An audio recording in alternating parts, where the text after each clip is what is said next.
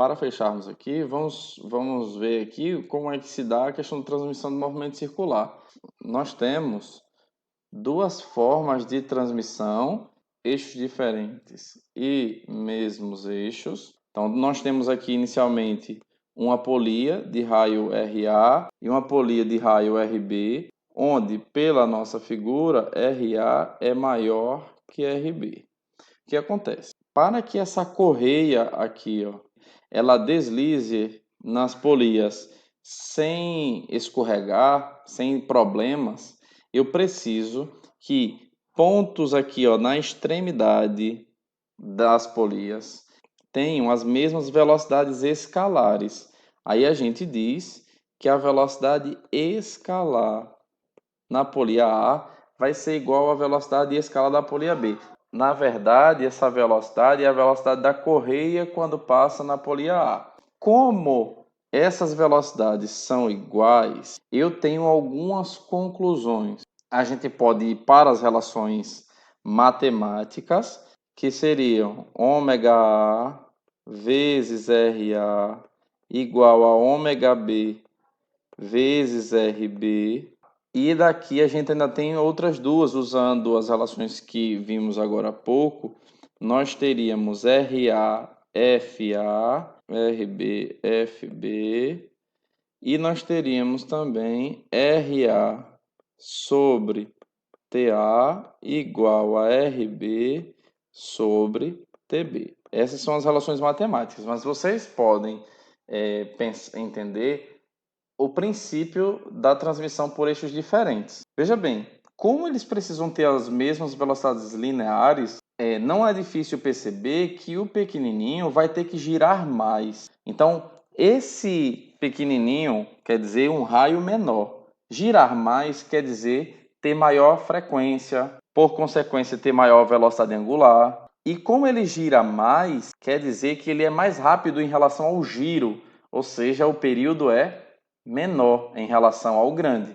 Então, basta que eu conheça o fator de proporção entre os raios. Em outras palavras, se eu tivesse aqui esse raio RA duas vezes maior que o raio RB, eu poderia afirmar que o tempo gasto, período, para dar uma volta completa pelo RA seria duas vezes maior que o período da polia de raio RB. Eu poderia dizer que a polia menor RB teria uma frequência que seria o dobro da frequência do A, porque raio e frequência em eixos diferentes são inversamente proporcionais.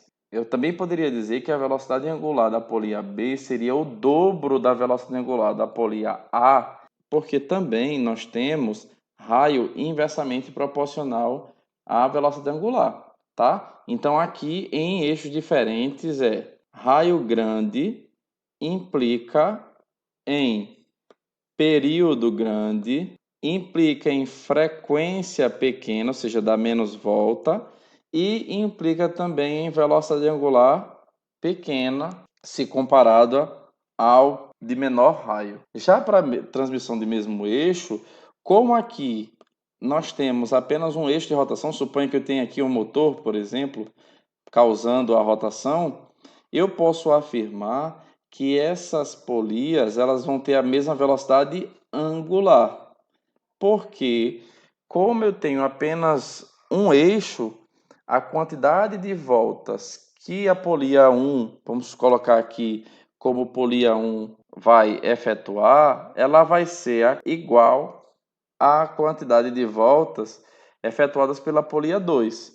Então, se a quantidade de voltas vai ser a mesma, implica na velocidade angular ser a mesma, implica também no período ser o mesmo, ou seja, ninguém aqui vai gastar mais tempo para dar uma volta. E aí, por conta dessa igualdade aqui, nós temos a única relação matemática que é V1 sobre R1 igual a V2 sobre R2, onde esse V1, esse V2 são as velocidades de pontos na extremidade das polias 1 e 2, tá? E assim como a gente tem a proporção de eixos diferentes, a gente tem a proporção para o mesmo eixo. Aqui é algo mais simples, quanto maior o raio, maior sua velocidade linear. Tá joia? Para a bicicleta com marcha, se eu quero mais velocidade, qual seria a melhor combinação para isso? A coroa traseira, ela está ligada ao pneu traseiro. É esse pneu que vai ter relação com a velocidade, tá? Quanto mais voltas esse pneu traseiro der, maior vai ser a velocidade da bicicleta. Então eu preciso que a coroa traseira dê a maior quantidade de voltas possível.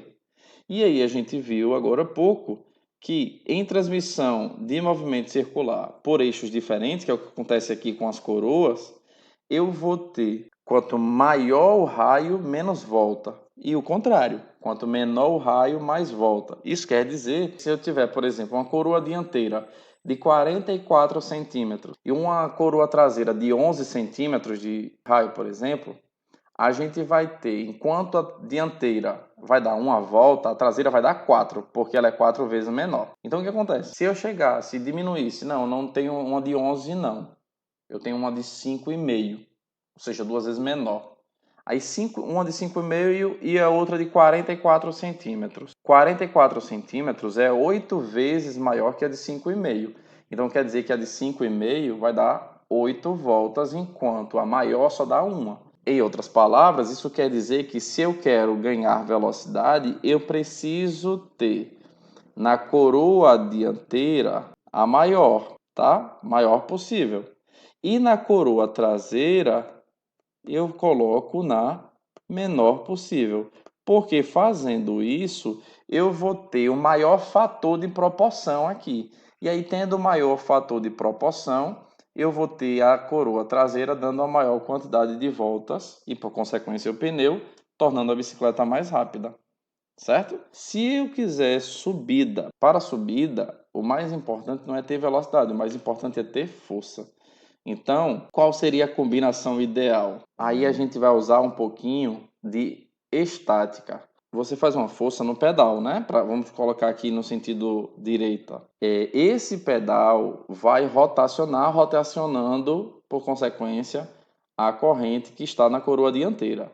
Para que eu tenha o menor esforço durante a subida, eu preciso que essa distância entre a força e o apoio, essa distância aqui entre a força e o apoio, que seria o eixo central aqui, ó, esse eixo aqui, essa distância precisa ser a maior possível. Para ser a maior possível, eu preciso que a coroa dianteira seja a menor possível. Então, preciso que seja a menor possível. Por isso, é que numa bicicleta de marcha, eu coloco a coroa dianteira a menor para poder melhorar a subida. Então, eu me esforço menos, porque a gente sabe que quanto mais distante do apoio, menor é a força que eu preciso fazer para poder rotacionar.